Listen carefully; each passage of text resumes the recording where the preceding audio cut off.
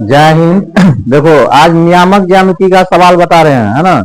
नियामक ज्यामिति बहुत इंपॉर्टेंट चैप्टर है, समझा। 15 से 20 नंबर तक का सवाल रहता है और ऑब्जेक्टिव भी रहता है और बहुत ही आसान चैप्टर है नियामक ज्यामिति। करा क्या कि नियामक ज्यामिति में इसमें तुम लोग को पढ़ना है कोऑर्डिनेट, है ना, यानी कि 3D में 2D पढ़ना है, समझा।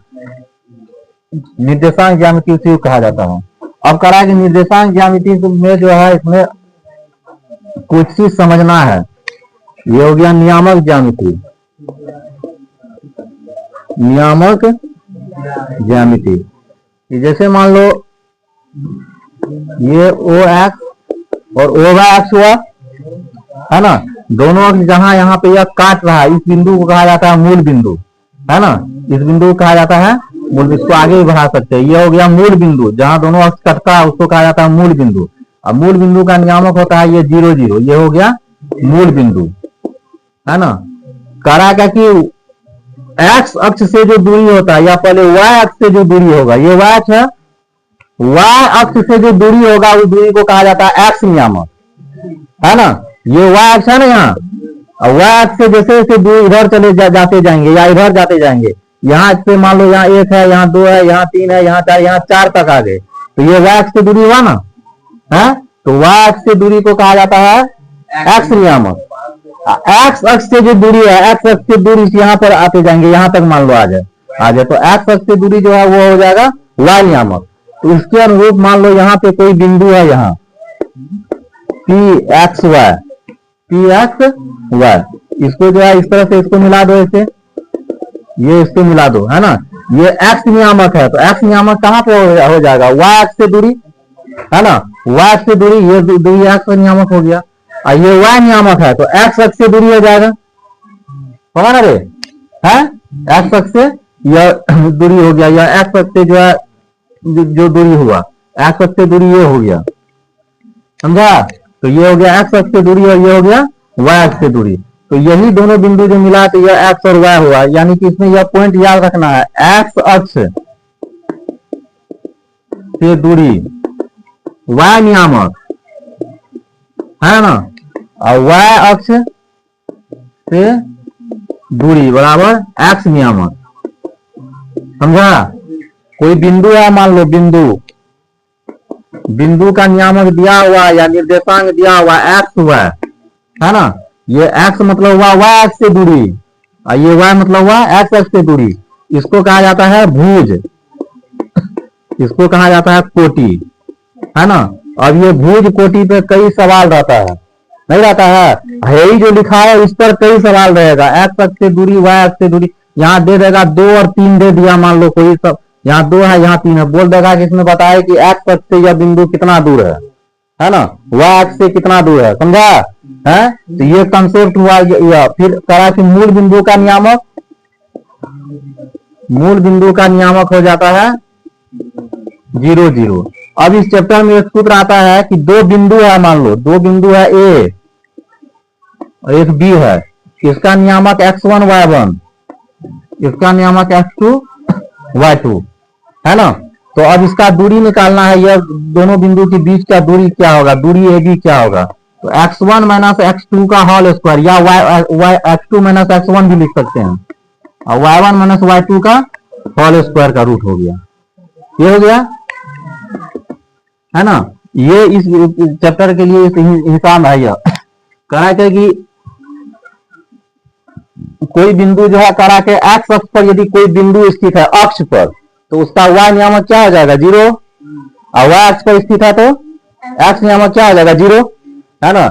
यदि करा के एक्स अक्ष पर स्थित है, एक्स अक्ष पर स्थित बिंदु, एक्स अक्ष पर स्थित बिंदु का वाई नियामक 0 हो गया ना, अर्थात इसका निर्देशांक जो है कहेगा निर्देशांक निकालना है, निर्देशांक, तो क्या हो जाएगा x 0 होगा ना रे, x 0 मतलब क्या होगा, जो x अक्ष पर स्थित है ना, और y अक्ष पर स्थित है, y अक्ष पर स्थित बिंदु का नियामक, है ना, y अक्ष पर स्थित बिंदु का x नियामक, x नियामक क्या हो जाएगा 0 हो जाएगा, है ना, यानी कुछ बिंदु का निर्देशांक क्या आ जाएगा, बिंदु का निर्देशांक x0 और y का मान आ जाएगा है। इस सब पे सवाल रहता है, जो बता रहे हैं सूत्र जो बता रहे हैं, x अक्ष पर है तो y नियामक 0 हो जाएगा, y अक्ष पर है तो x नियामक क्या आ जाएगा, 0 हो जाएगा, है ना। ये निर्देशांक ज्यामिति। उसके बाद इसी निर्देशांक ज्यामिति में अगला रहता है क्या कि ये कोटि पर पूछता है, यह प्रथम निर्देशांक या चतुर्थांश होता है, चतुर्थांश है ना, या पाद है ना। ये द्वितीय चतुर्थांश, ये तृतीय चतुर्थांश और ये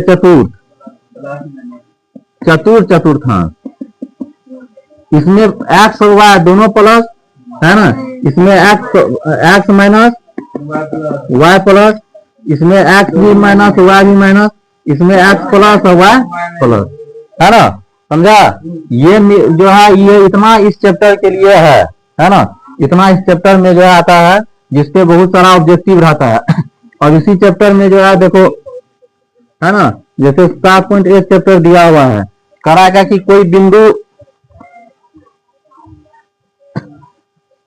तीन बिंदु दे दिया है, सिद्ध करना है कि यह संरेख है।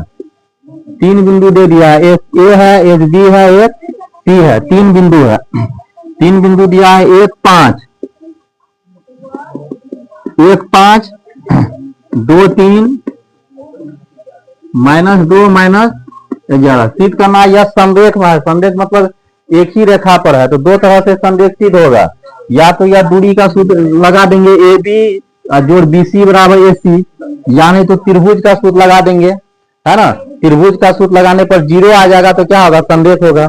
तो यह संरेख सिद्ध करना है तो दोनों में से किसी पर बना सकते हैं, लेकिन इसी में यदि कहीं एक तो मान दे देगा, के दे देगा या एक्स दे देगा, तो वह मान निकाले कि जब संरेख है तब यह दूरी का सूत्र नहीं बनेगा, है ना, तब उसमें ज्यादा कैलकुलेशन हो जाएगा।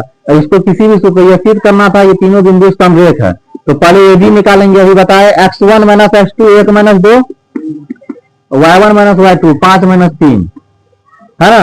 ये ए बी का मान निकल रहा है, तो एक का स्क्वायर हो जाएगा, यहाँ 2 दूनी 4 √5 हो गया। फिर बी सी निकालेंगे, 2 माइनस है, यहाँ भी माइनस है तो प्लस हो गया, है ना। और फिर 3 माइनस है, यहाँ भी माइनस है तो प्लस हो गया। 2 2 4 4 4 16 हो गया, 196 हो जाएगा, तो ये हो गया 212। अब फिर एसी निकाल देंगे इस तरह से, एसी देखो ध्यान से, 1 माइनस माइनस प्लस हो गया, अब 5 माइनस माइनस प्लस हो गया, नहीं तो 2 1 3 3 3 9 16 256 हो जाएगा, तो 265 हो गया। और इसमें संरेख के लिए यह शर्त है, संरेख होगा यदि A B plus B C बराबर ए सी होना चाहिए। ए बी का मान √5, बी सी का मान 212, ए सी का मान 265, दोनों बराबर नहीं आया दोनों तरफ, है ना, तो संरेख नहीं है, संरेख नहीं है ना। करा एक्स अक्ष पर वह बिंदु ज्ञात कीजिए, है ना, जो दो बिंदु से समदूरस्थ है। दो बिंदु दिया हुआ है, एक्स अक्ष पर एक बिंदु है, यह एक्स अक्ष है। यहां देखो ये एक्स अक्ष पर कोई बिंदु है, यह दो बिंदु और दिया हुआ है। एक बिंदु मान लो यह ए है एक्स अक्ष पर, एक बी है और एक सी। इन दोनों बिंदु से यह समदूरस्थ है। 2 - 5 है ना, -2 और 9। एक्स अक्ष पर है तो यह इसका नियामक क्या हो जाएगा, x 0 हो जाएगा, x 0 होगा ना रे। एक्स अक्ष पर है तो y क्या हो जाएगा, 0 हो जाएगा। तो यही मान निकालने के लिए दिया है, लिखेंगे माना b 2 - 5 तथा c -2 9, है ना। दिया गया बिंदु a x 0 से